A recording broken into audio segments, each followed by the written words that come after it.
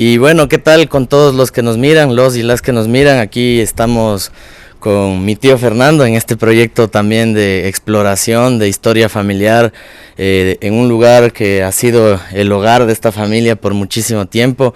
Y bueno, pues vamos a conversar un poquito sobre su vida, sobre sus diferentes aspectos en los que él se desarrolla, tanto el deporte como la música, como lo profesional o laboral. Pero bueno, antes de eso, no sé, ¿cómo te sientes tú, tío Fernando? ¿Cómo? Muy bien, gracias. Estoy perfectamente bien y dispuesto a contestar las preguntas. ¿Has tenido entrevistas así, más o menos hablando de tu vida?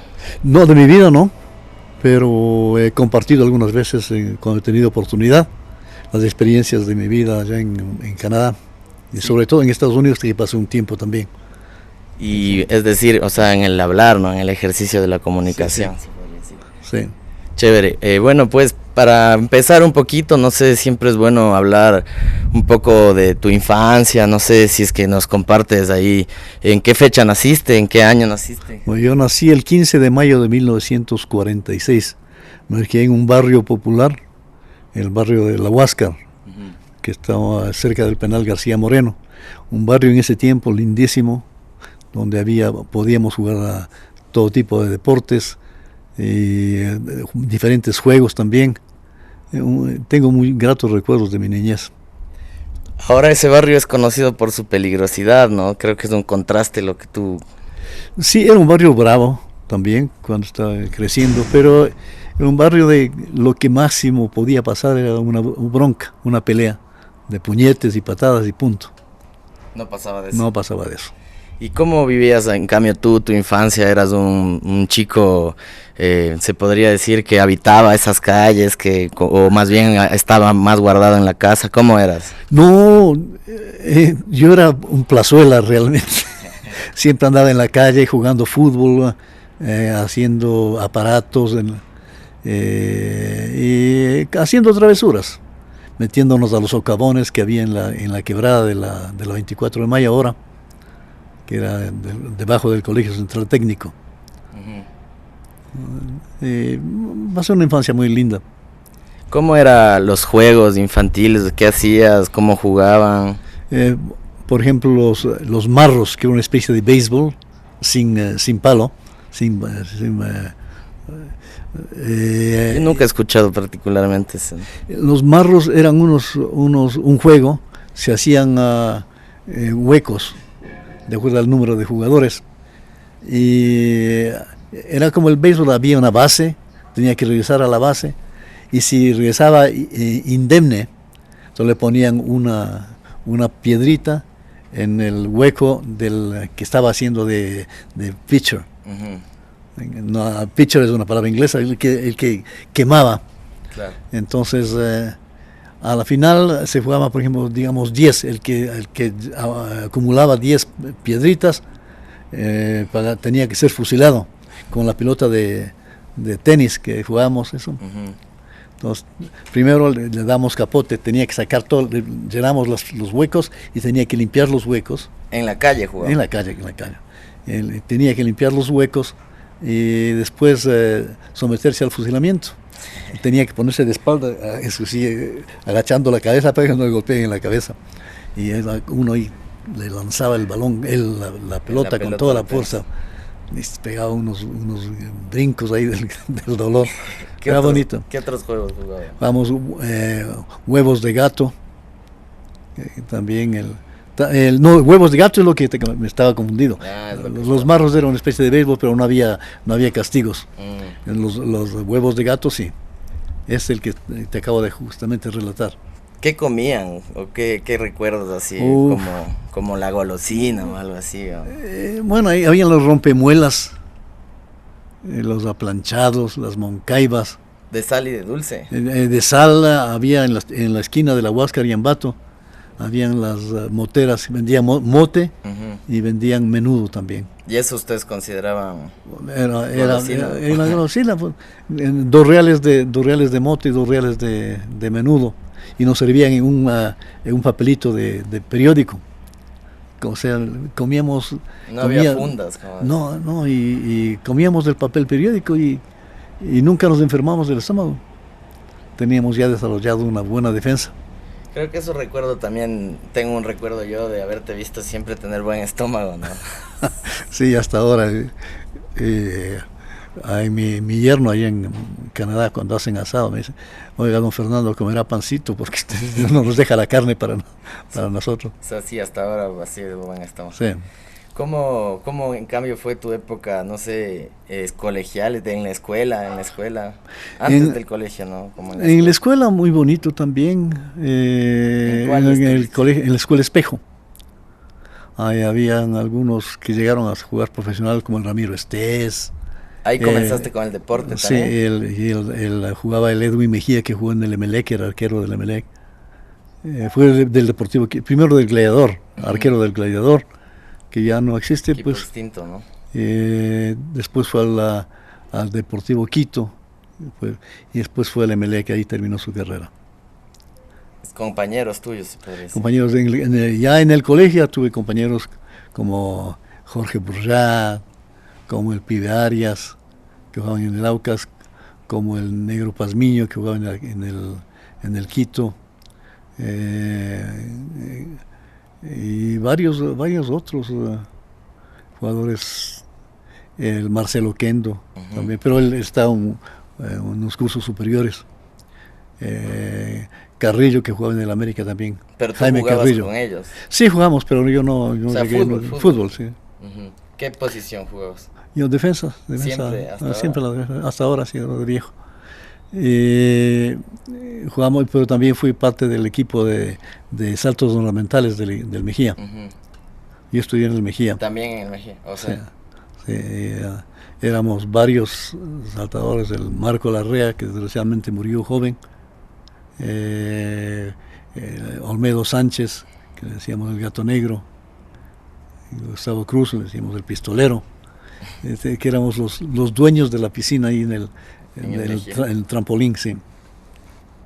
Chévere, oye, pero bueno, antes de hablar de tu época colegial, ¿cómo era en cambio tu niñez ya en el aspecto familiar? ¿Te hablaban, te tenían en regla o más bien? No, yo fui un poco indisciplinado. Pues me dicen mis hermanos, pero yo no me acuerdo, tengo bloqueado eso, que mi papá me pegaba, pero no me acuerdo. Está bloqueado en tu mente. Bloqueado en mi mente, sí, es un mecanismo de defensa, me imagino.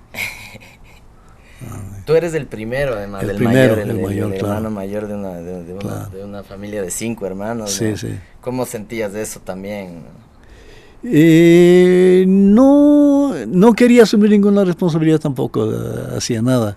Lo que sí me mandaban a hacer las compras de por ejemplo, la leche que había que traer desde la Victoria, a bajarse en un recipiente grande, como una familia grande. Entonces tenía que ir a comprar la leche. Cuando mi abuelita sabía hacer humitas, y me mandaba a mí a dejar a las hermanas, a Marianita. Cerca? No, vivían en el bosque, me iba a la escuela, de ahí iba caminando hasta la casa de la Marianita, y iba el olor a humitas en el bus cuando son recuerdos muy bonitos. Qué chévere, oye, pero bueno, hablando ahora de tu época colegial, ¿cómo la viviste? ¿Cómo fue ya esa época de vivir tu adolescencia, tal vez en la época? ¿Qué año más o menos estabas ya en el colegio? Así? En el año 59, del 59 al 65, en que me gradué. O sea que perdí un añito. ¿Solo uno nomás? Solo uno nomás, ¿no? Qué chévere. Ya no me entraba la física. Tenía unos profesores que daban miedo. El doctor Barragán, el ingeniero Barragán, que... Madre, espérame un segundo. Madre, deja. Si haces esas cosas es peor, ¿me entiendes? Ya, bueno, continúas. Se me fue la onda. Ya se me fue la onda, realmente no sé. Bueno, no me acuerdo. Sabes que ahorita hicimos un corte porque está el camión del gas aquí llegando. Bueno, eso es algo que se vive mucho acá. Creo que algo que no mencionamos es que tú vives en Canadá desde hace mucho tiempo, ¿no? Sí. Y esto no hay allá, se podría decir que... No, allá no tienen los juegos que teníamos nosotros.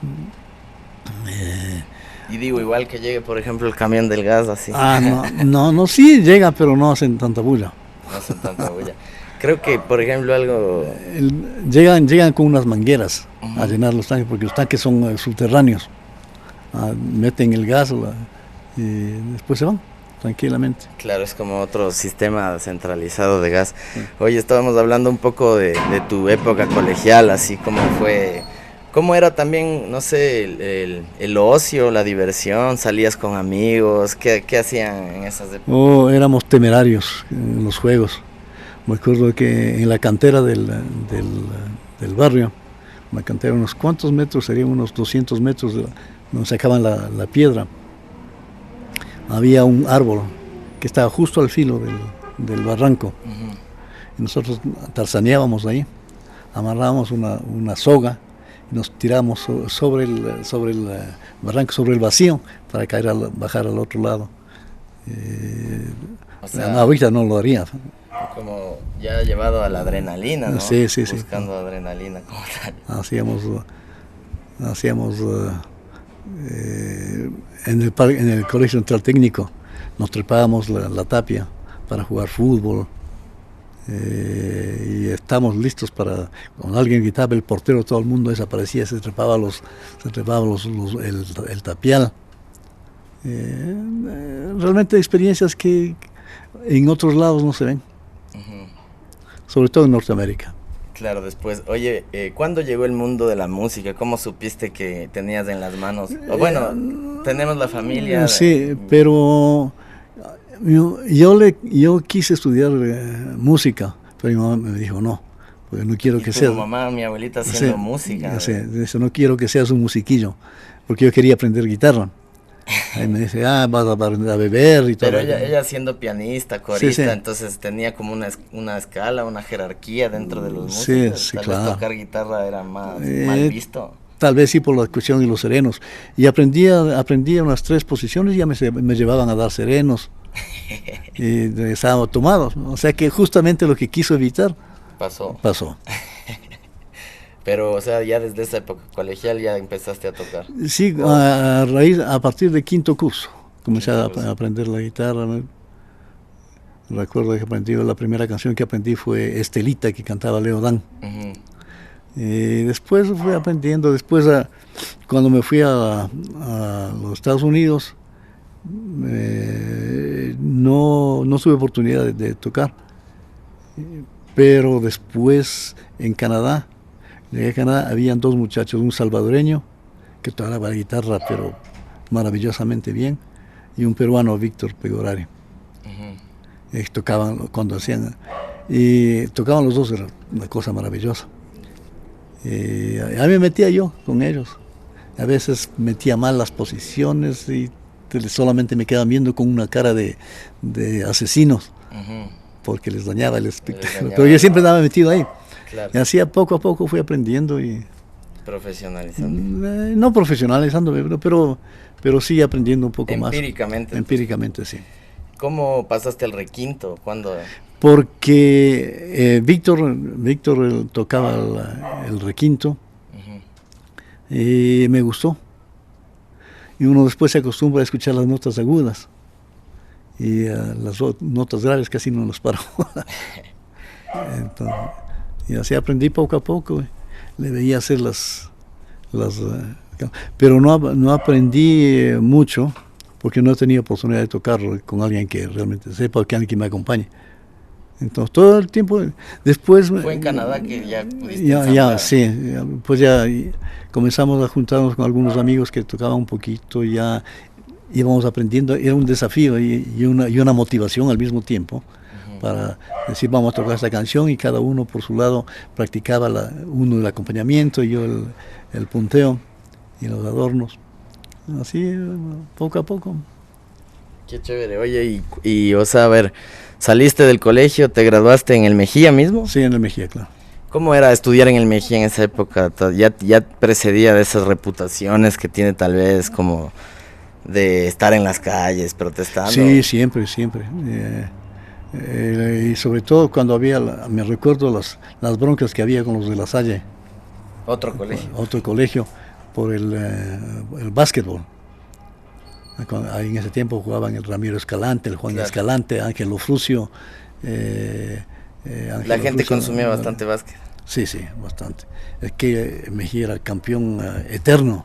Ya hasta ahora al parecer ya no. No sé. Se ve que el básquet todavía es bastante frecuentado. ¿Saliste del colegio y qué hiciste? Entré a la escuela de aviación civil. Era la primera promoción de controlador de tránsito aéreo. Hicimos un curso de 9 meses y después un año de práctica.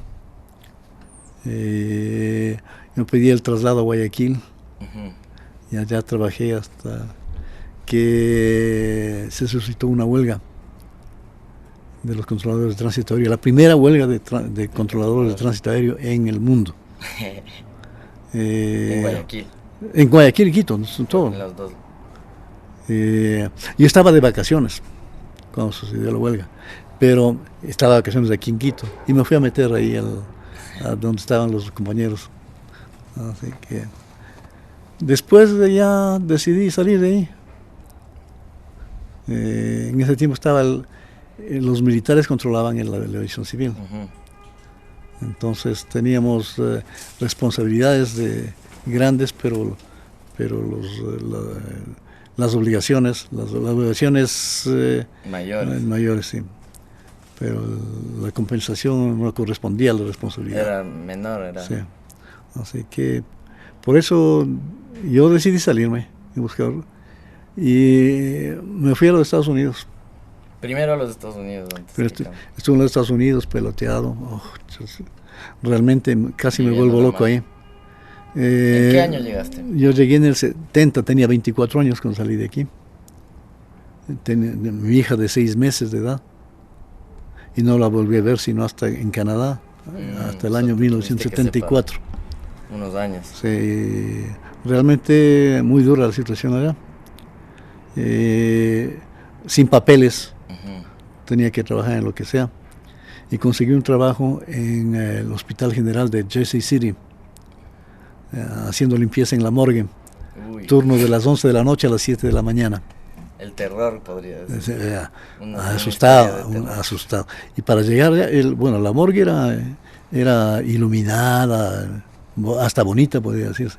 Pero para llegar allá había que ir a atravesar todos los subterráneos, oscuros, con una luz por aquí, la otra por allá, y empujando el carrito que iba chirriando y parecía que alguien me seguía. Claro. Era aterrador eso. Pero uno se acostumbra. Sí. Los muertos estaban tirados ahí, cuando había accidentes estaban ahí tirados, abiertos y uno esperando. Se pierde el miedo. La sensibilidad. Pierde el miedo, sí. Y después me fui a Montreal porque tenía mi hermano Iván. Antes de pasar a tu paso a Canadá, preguntarte, ¿tú nunca has sido como muy nervioso? Yo siento que nosotros, la familia, compartimos tal vez un gen ahí. Sí, soy nervioso ya por naturaleza, pero me controlo, no dejo que eso me afecte. Tratas de meterle cabeza un poco. Sí, yo puedo enfrentar cualquier cosa, con lucidez, sin perder la cabeza. ¿Te sientes como con una personalidad fuerte, se podría decir? Tuve que aprender a ser fuerte. La vida me enseñó a ser fuerte. Todas las cosas que uno vive en la vida. Buenas y malas. Claro. Y ahora ya no, cuando me pasan algunas cosas malas, le veo como parte de la vida. No todo puede ser felicidad, no todo puede ser fatalidad tampoco. Claro. Totalmente. Así que para poder apreciar lo bueno hay que sufrir lo malo. Claro, vivir un infierno. Para conocer el paraíso hay que vivir el infierno. Qué chévere, oye. Bueno, más adelantito tal vez profundizamos sobre eso, pero ¿cómo fue entonces ya el paso a Montreal? Yo decidí irme porque mi hermano estaba viviendo allá en Montreal. Mi tío Iván fue primero por allá. Sí. Yo había salido primero en los Estados Unidos, pero un tiempo después llegó allá. Y en el año 73 73, en marzo del 73, yo llegué a Canadá, a Montreal, y justo llegué en la temporada en que estaban ofreciendo amnistía para los indocumentados. Yo me presenté el último día. Me expulsaron, pero solamente en teoría. Me dijo, pero usted puede apelar. Inmediatamente hice la apelación ahí mismo delante. Ellos mismos se encargaron de hacerme la apelación, mientras esperaban los resultados de la corte, pues, que decidía. Como no tenía antecedentes penales, no tenía ninguna cosa que pudiera impedirme ser residente, me aceptaron, me permitieron trabajar. Y después una congregación de monjas que me presentaba una amiga salvadoreña me ayudó a que pueda traer a mi mujer y a mi hija. Llegaron en enero del 74. La Silvita, tu hija, ¿con cuánta edad? Tenía 3 años. 3 años. Porque ella nació en junio del 70. ¿Cómo fueron esos primeros años ya en Montreal? Bueno, difícil, pero nada que ver con lo que vivía en los Estados Unidos. Yo trabajo en una fábrica de carteras, donde trabajaba mucho salvadoreño, peruano, entonces me sentía como en casa. Como en casa. Como soy malo para trabajar con las manos, mientras los demás hacían, digamos, 120 carteras, yo hacía 20. Entonces no podían pedir aumento de sueldo porque no producía. Así que en el año 77 el gobierno de Canadá me permitió hacer un curso de francés. Yo comencé a hablar francés apenas llegué. Igual empíricamente. Sí, empíricamente, sí. Pero hice el curso de francés e inmediatamente que terminé fui a trabajar en una compañía importadora de implementos deportivos, ahí en la bodega descargando camiones y todo.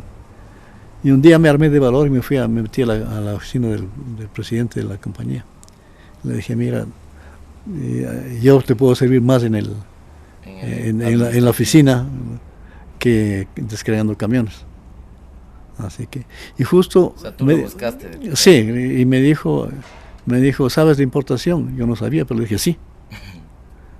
¿Conoces de importación? ¿Exportación? Sí, yo no tengo problemas. Y cuando me dijo, ok, comienzas el lunes. Y el lunes llegué a las 7:30 de la mañana, empezaba a las 9. A ver qué es lo que no podía preguntar, porque supuestamente yo conocía ya. Así que poco a poco, con sentido común, fui entendiendo las cosas. Y me hice un estudio de costos en base a los conocimientos marítimos. Y él se llevó. El presidente se fue para Hong Kong, China, Japón, y a negociar los fletes. Y cuando regresó pucha, contento, que le sirvió lo que había hecho. Chévere.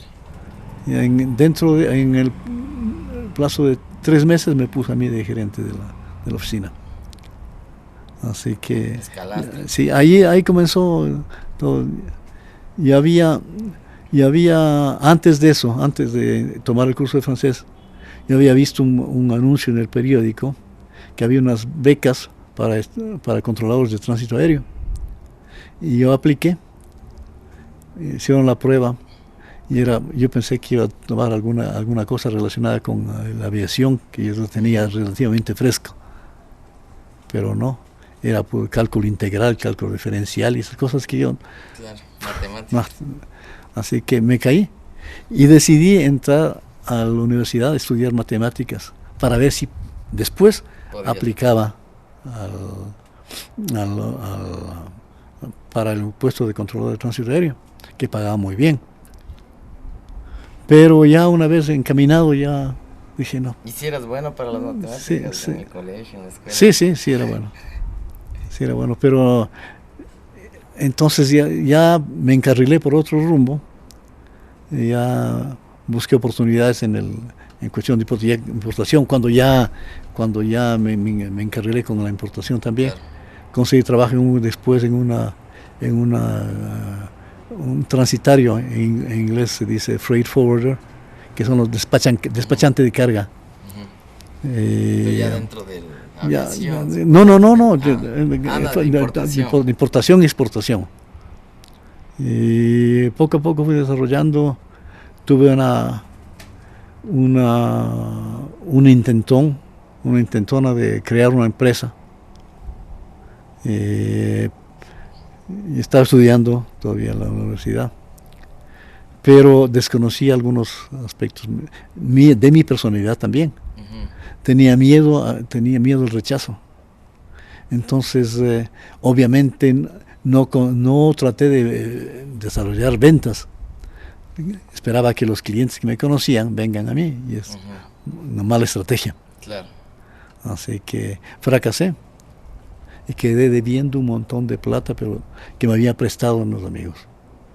Y yo no podía quedarles mal a los amigos, así quedé endeudado y busqué la forma.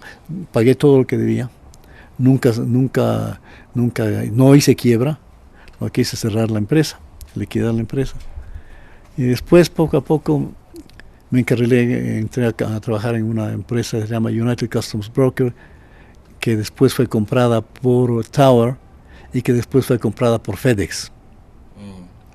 Absorbida claro. Por la grande, ¿no? Después me fui a trabajar para otra empresa, se llama Milgram and Company, que eran unas 4 familias judías. Y los Milgram, Gross, Goldman, 3 familias, no 4, 3 familias. Y trabajé con ellos hasta el año 2000, en que decidí ahí sí abrirme, y me asocié con una familia judía, que en un momento fueron los más grandes camioneros en toda Norteamérica. Tenían más de 12,000 empleados. Y me asocié con ellos. Pero tampoco resultó ya la convivencia con ellos, tampoco resultó. Entonces me fui y abrí una compañía yo solo, que es la que hasta ahora tengo. Se llama IWFS, Interworld Freight Services. A eso me he dedicado todo este tiempo.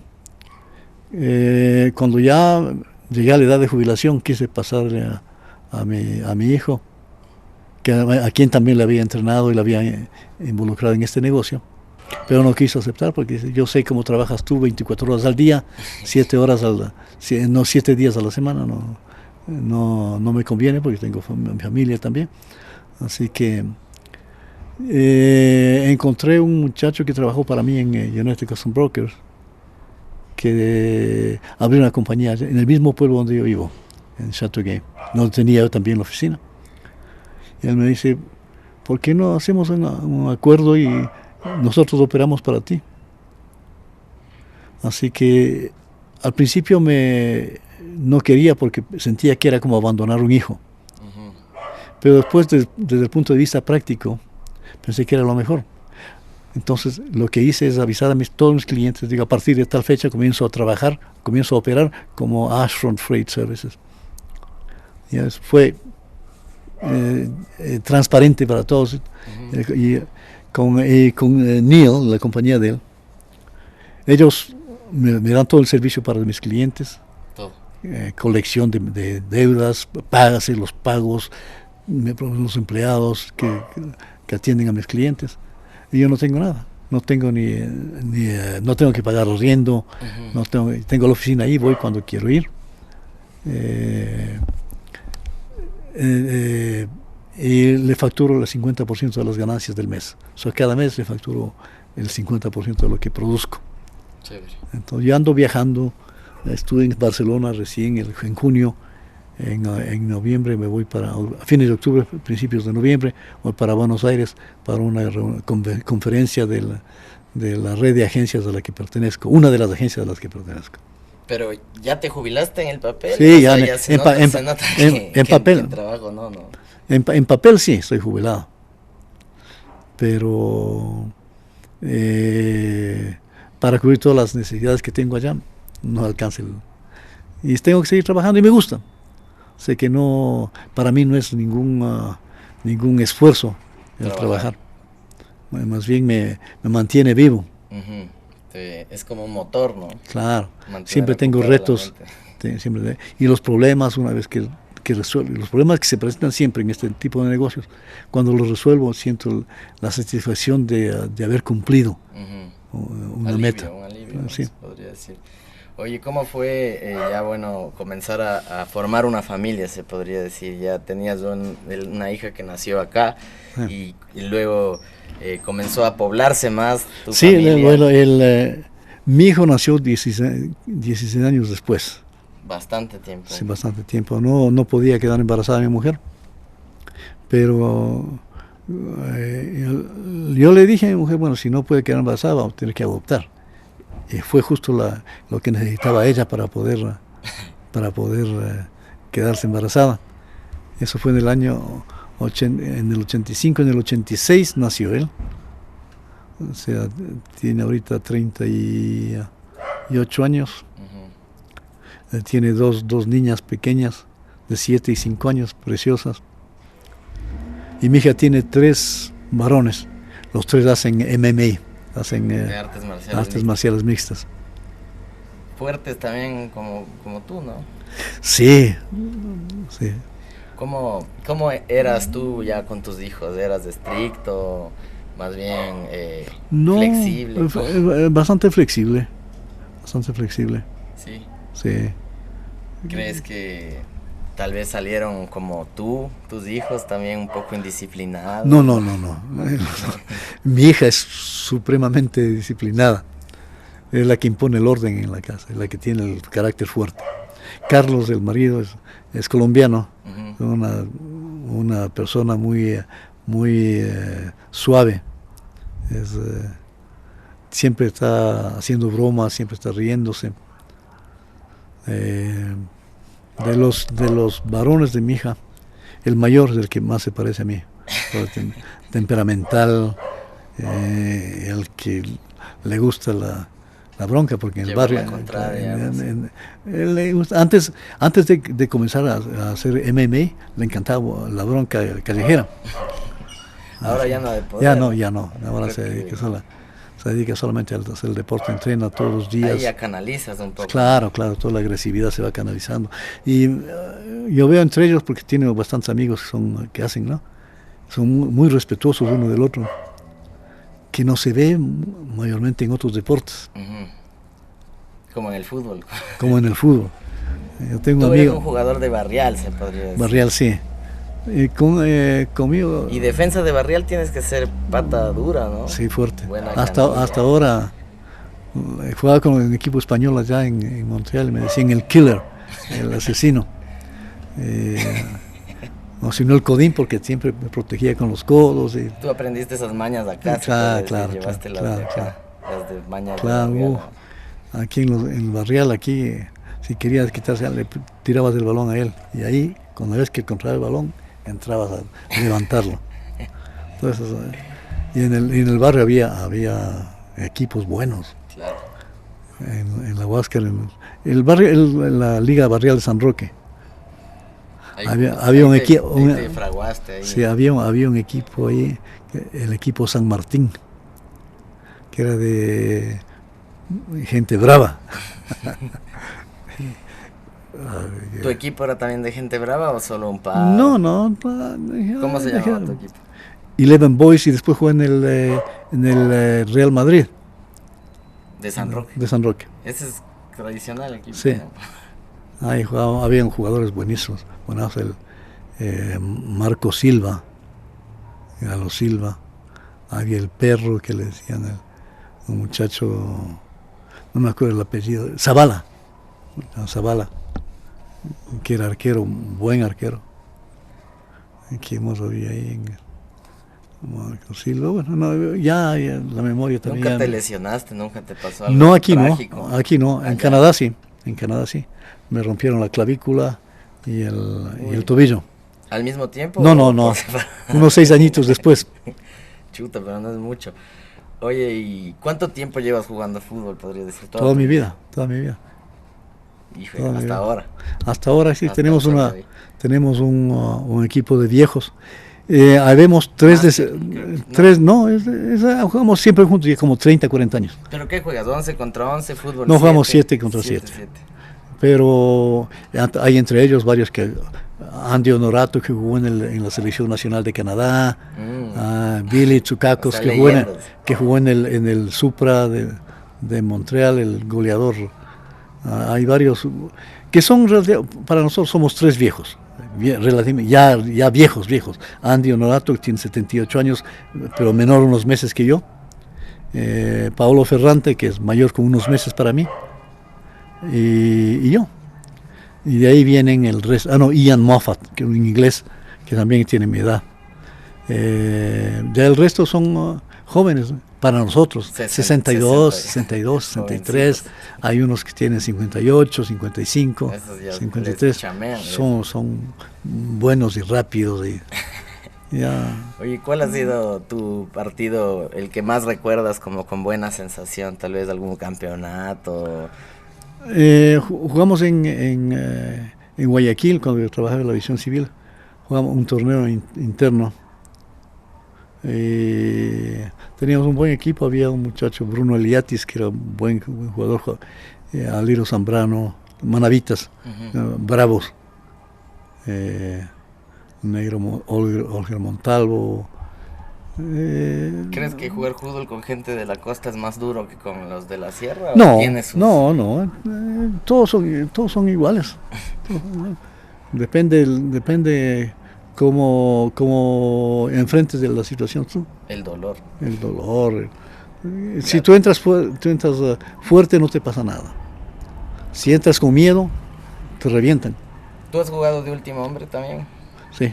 ¿Cómo soportas la tensión o la ansiedad, por ejemplo, de saber que todo tal vez pueda recaer en tus... No, hay posiciones en el fútbol que son mucho más complicadas que el arquero. Por ejemplo. El arquero. Claro. El arquero no puede permitirse el lujo de fallar.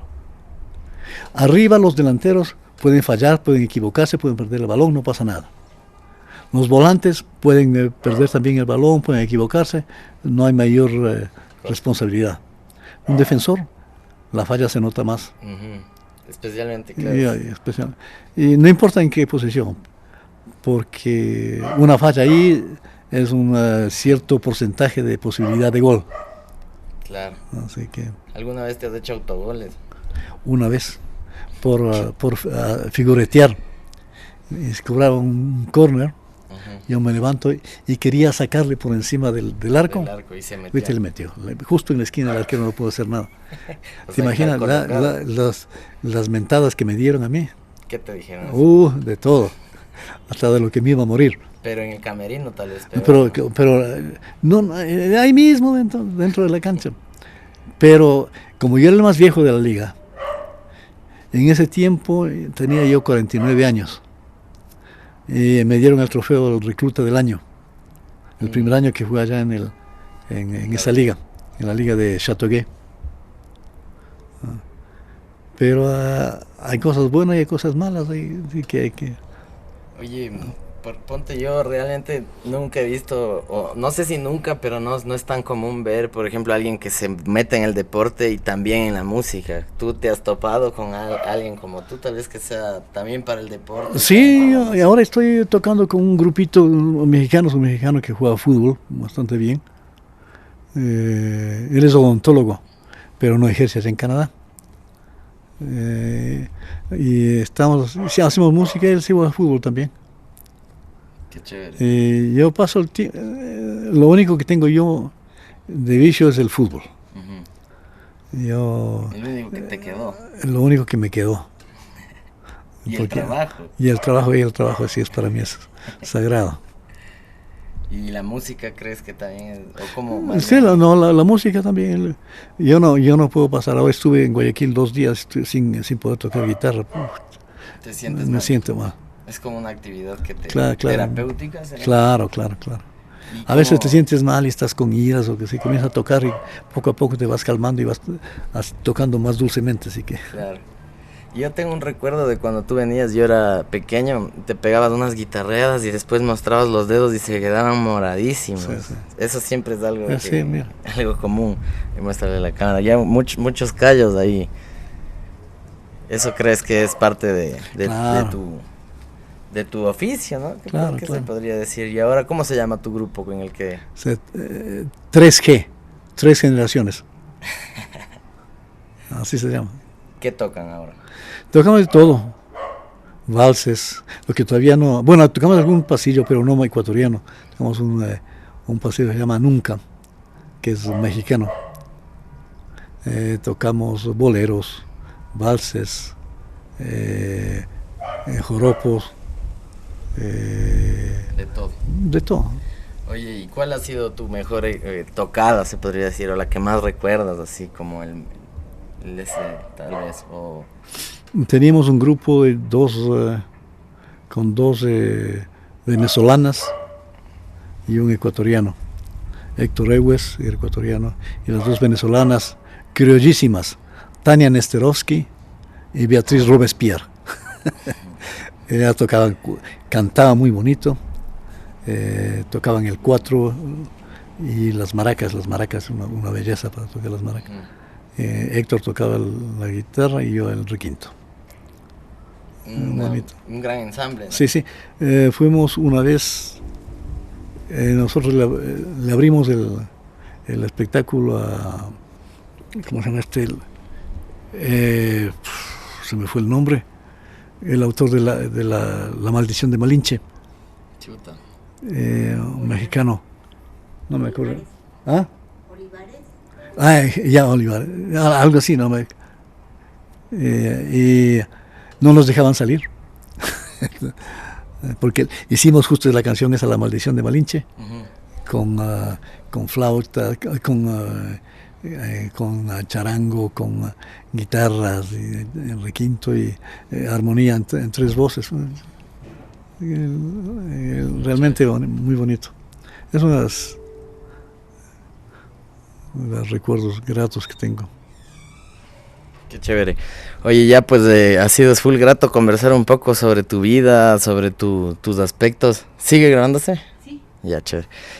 Bueno, pues nos encontramos antes de ir finalizando la entrevista. Háblanos un poco del lugar en donde estamos, ¿no? Esta casa que, como digo, bueno, yo también nací y crecí aquí. Creo que soy una de las cuantas generaciones que pudo compartir estos espacios. ¿Qué sientes tú? ¿Cómo tienes esta memoria? No, siempre que me acaba yo más memoria tengo de la Huáscar, donde crecí, que aquí.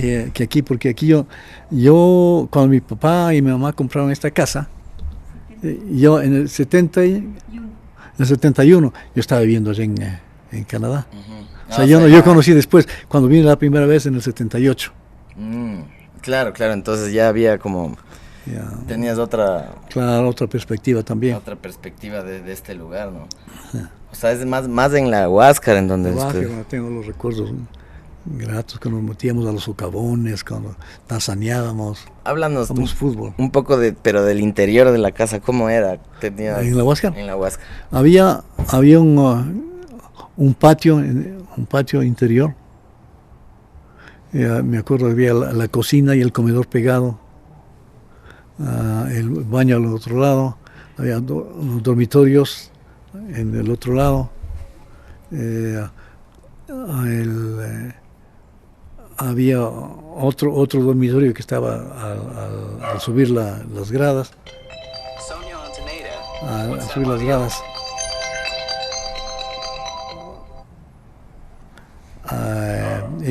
¿Había patio? Sí, ¿no? Sí, había un patio pequeño. Sí. Tú nos contabas la otra vez. Dale, contesta. Dame un ratito, por favor, estoy afuera, tengo una entrevista. Ya. Ya vamos a acabarle, ya. A ver, ¿qué era? Estaba preguntándote... Del patio, sí. Tú nos contabas... Había una piedra de la barra ahí también. me acuerdo, era pequeña la casa, abajo habían otros dormitorios, y recuerdo que el zaguán era oscuro, yo tenía miedo en ese. Yo abría, cuando regresaba, a las 8 o 9 de la noche, que venía, era un muchacho chiquito, entonces abría la puerta, voy a jalar una aldaba, abría la puerta y pegaba la carrera, tiraba la puerta para que se cierre y pegaba la carrera arriba ya, a la seguridad de la luz. Ah, de la luz. Claro, sí, uno siempre corre hacia eso. Compartieron con mucha gente también, ¿no? Familia en esa casa, comían bastante gente. Sí, había mi tío Lugo con los hijos, mi tío Leopoldo, de lo que me acuerdo, mi tía Bacha, pero poco a poco se fueron. Pero no todos vivían ahí. No todos. Solo llegaban a comer. O sea, a comer, sí, y a compartir. A veces cuando había las fiestas de Navidad, por ejemplo, cada uno traía sus platos y pasábamos muy bonito. Qué bacán. Cantando, varios tocaban guitarra. Donde mi tía Lucha, recuerdo que tocaba el rondín, muy lindo, y tocaba el piano. Tenía una tristeza para tocar. Todo lo que podía interpretar a Pérez Prado, pero le hacía triste. Le daba otro tono. Otra característica. Si es que pudieras, por ejemplo, hacer un viaje en el tiempo y encontrarte con el Fernando, tal vez infante o adolescente, y le pudieras, claro, brindar un mensaje, no sé, de aprendizajes, de sabiduría. No, lo único que le diría es felicitaciones, porque lograste conseguir cosas que nunca pensaste que podías lograr. Qué lindo. Eso es. Nada más. Pocas palabras. Sí. Y si es que tal vez el Fernando niño se encontrara con ese adulto ahora, ¿crees que...? Le diría, bueno, pues has conseguido tener una personalidad fuerte a pesar de ti mismo. Porque yo era muy tímido. Y he logrado vencer un montón de temores, sobre todo el rechazo.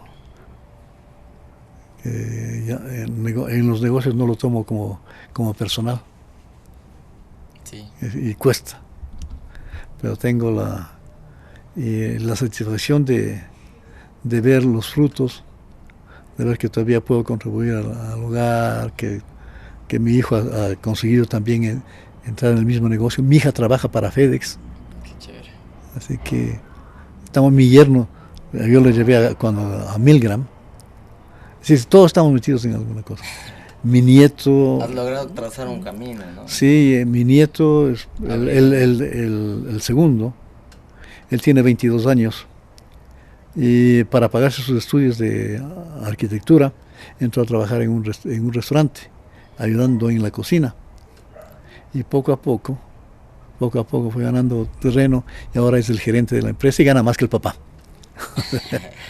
Chuta, ¿no? ¿Cómo es la vida? Sí. Qué chévere, oye. Bueno, pues si quieres tal vez compartir algo más. No, yo creo que ha sido bastante extenso lo que hemos conversado. Sí, no, es chévere. Creo que siempre se puede conversar más claro. más. Sin embargo, no sé, pues envíanos un saludito ahí para tu familia, para quienes escuchen esta entrevista. Va a estar colgada en el YouTube, ¿no? Entonces, sí. Entonces por ahí podemos Bueno, pues lo único que puedo decir es que me parece que la labor que estás haciendo es importante para conocer ciertos hechos que normalmente no trascienden a través de las noticias, a través de lo que es la comunicación social. Así que les deseo a los que están viendo que disfruten este espacio y que sigan apoyando. Qué chévere, qué chévere. Bueno, ahí mándales de eso, un abracito tal vez a tus hijos, a tus nietos. Un abrazo para mi esposa Norma, mi hija Silvia, Carlos, su esposo, mis nietos Matthew, Brandon y Junior, mis nietas Olivia y Riley, y todo el resto de familia que está dispersa a través de todo el mundo. Qué chévere, tú más que nadie creo que tiene la familia en todo el mundo, ¿no? Sí. Tal vez por este compartir. Sí. estas experiencias. Gracias a mi tío Fernando, pues ha sido un gustazo también para mí poder conversar, poder compartir este momento y bueno, ojalá se pueda dar una siguiente entrevista, pero yendo nosotros a Canadá, ¿no? Creo que bueno. Ya, para mí era chévere como, porque yo, no sé, de cuando era niño te decía Don Canadá, ¿no? No sé, ¿cómo te hacía sentir ese apodo? No, me daba risa, claro. El apodo me parecía original. Mucho poder también implica el don y además el nombre de todo un país. No, sino que me parecía bastante especial el que hayas decidido llamarme así. Así es, mi querido Chévere. Mateo. Chévere, muchísimas gracias y nada, pues un abrazo. Un abracito. Gracias. Chévere, gracias. Conversaremos en otra. Ya.